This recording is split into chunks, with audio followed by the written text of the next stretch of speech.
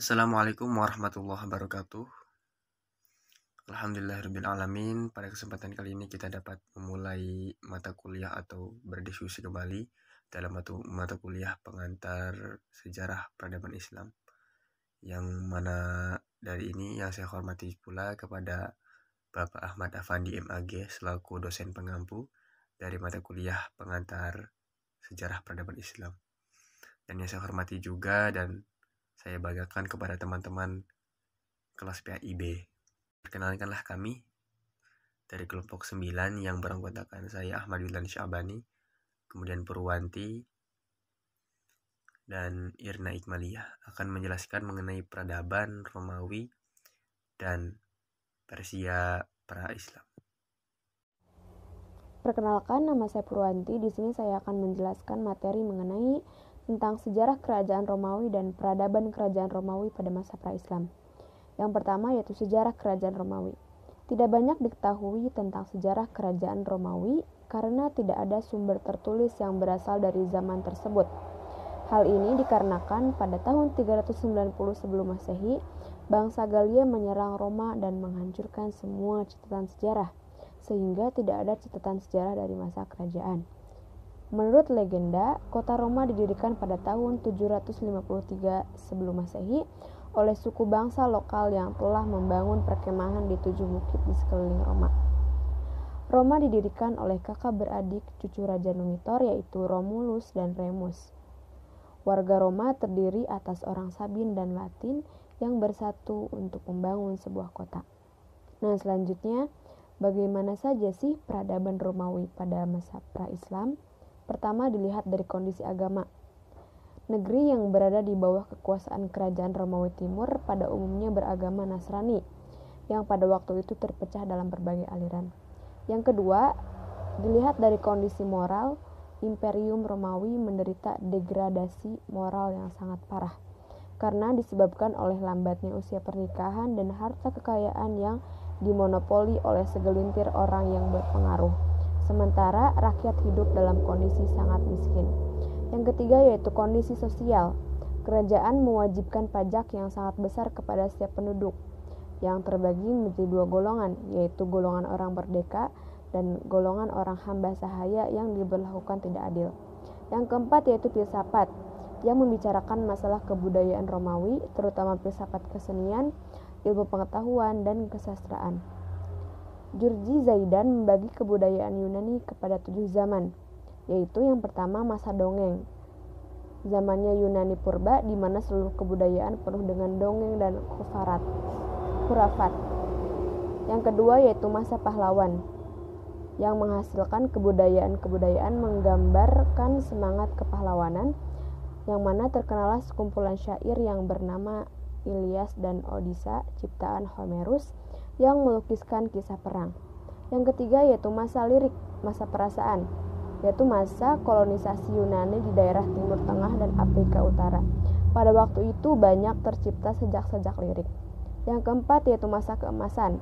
Pada masa ini menjelmalah sajak tamsil, filsafat, khitobah, dan sejarah. Yang kelima masa Iskandari. Ini pusat kebudayaan pindah dari Athena ke Iskandariah, sehingga Iskandariah menjadi pusat segala kegiatan ilmu, filsafat, dan sebagainya. Selanjutnya yaitu masa Yunani Romawi. Pada masa ini daerah wilayah Yunani telah jatuh ke dalam kekuasaan kerajaan Romawi. Dengan demikian jatuhlah kebudayaan Yunani. Selanjutnya yaitu masa Bizantium, yaitu zamannya kegemilangan pusat Romawi Timur atau Konstantinopel, di mana menjadi pusat kebudayaan dan peradaban Yunani. Yang kelima yaitu dari segi bahasa. Di wilayah kerajaan Romawi Timur ada 3 bahasa yang paling berpengaruh, yaitu bahasa Latin, bahasa Greek, dan bahasa Suryani. Yang terakhir yaitu dilihat dari kesenian dan kesusastraan. Bizantium timbul kira-kira pada abad ke-5 dalam kemaharajaan Romawi. Kesenian Romawi sangat maju pada masa Kaisar Yustianus I.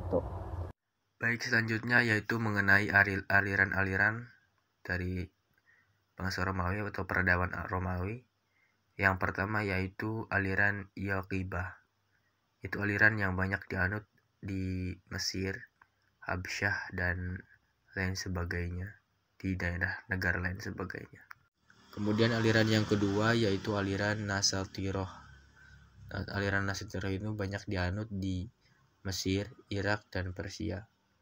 Dan aliran yang ketiga yaitu aliran Mulkaniyah. Aliran ini banyak dianut di Afrika Utara, di Syria atau Syria, dan Spanyol Eropa. Kerajaan Persia, Kekaisaran Persia adalah sejumlah kekaisaran bersejarah yang berkuasa di dataran tinggi Iran, tanah air asal bangsa Persia berarti, dan di sekitarnya termasuk Asia Barat, Asia Tengah, dan Kaukasus. Saya Irna Iqmalia akan memaparkan materi selanjutnya yaitu tentang peradaban Persia pada masa pra-Islam. Yang pertama dalam kondisi agama.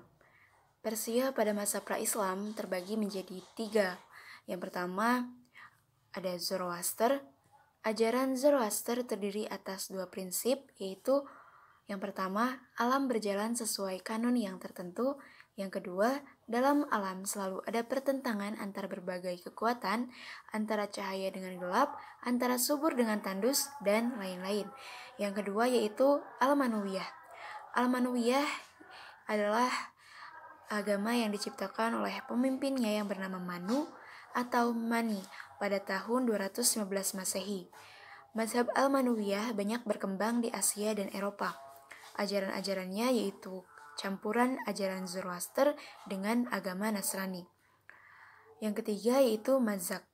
Sekitar tahun 487 Masehi, lahirlah di Persia seorang ahli filsafat, yaitu pengikut dari Mani, yang bernama Mazak. Ia membawa faham baru dalam agama 2 Tuhan, yaitu Tuhan cahaya dan Tuhan gelap.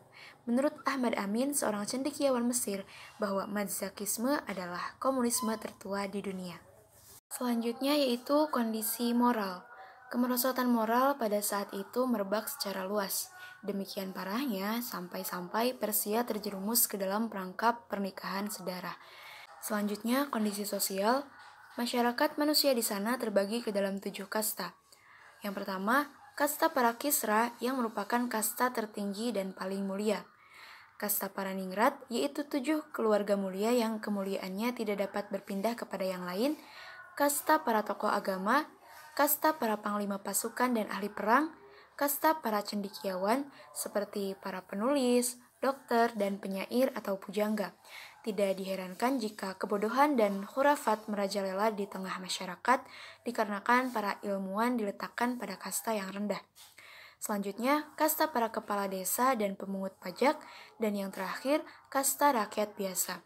Jumlah mereka lebih dari 90% penduduk Persia. Mereka adalah para pekerja, petani, pedagang, prajurit, dan budak. Mereka tidak memiliki hak sama sekali, bahkan sampai harus diikat dengan rantai dalam peperangan. Kemudian, bahasa. Pada waktu pemerintahan dinasti Sasanid, yang menjadi bahasa resmi Persia yaitu Pahlawi, dan juga menjadi bahasa kitab suci mereka yaitu Avesta. Dalam bidang kesenian, hasil seni Persia yang paling kuno yaitu keramik, patung-patung, berbagai perabot dari perunggu, dan lain-lain, yaitu pada tahun 5000 sampai 1000 sebelum Masehi. Seni lukis dan arsitektur pada tahun 550 sebelum Masehi sampai 1600 Masehi. Masa-masanya dapat dibagi sebagai berikut. Yang pertama, masa dinasti Achaemenid, itu sampai tahun 350 sebelum Masehi. Sisa-sisa peninggalannya yaitu Babylon, Susa, Persepolis, pusara-pusara dalam bukit batu, gambar timbul berwarna di Persepolis, dan batu ubin berlapis glasir di Susa. Yang kedua yaitu masa dinasti Seleukos dan Arsacid, sampai kira-kira tahun 250 sebelum Masehi. Di antara sisa-sisa peninggalannya yaitu runtuhan Assyria, tugu peringatan Antiochus, istana-istana bergaya Iwan, dan lain-lain. Yang ketiga yaitu masa dinasti Sasanid, sampai kira-kira tahun 650 Masehi. Di antara sisa-sisa peninggalannya yaitu istana bergaya Iwan, yang di belakang Iwan utama didirikan belayung berkubah, jembatan-jembatan dengan bus runcing, gambar-gambar timbul pasa bukit berbatu, barang-barang perak anggun, dan beberapa tenunan dari sutra. Cukup sekian presentasi dari kelompok kami, kurang lebihnya mohon maaf. Wassalamualaikum warahmatullahi wabarakatuh.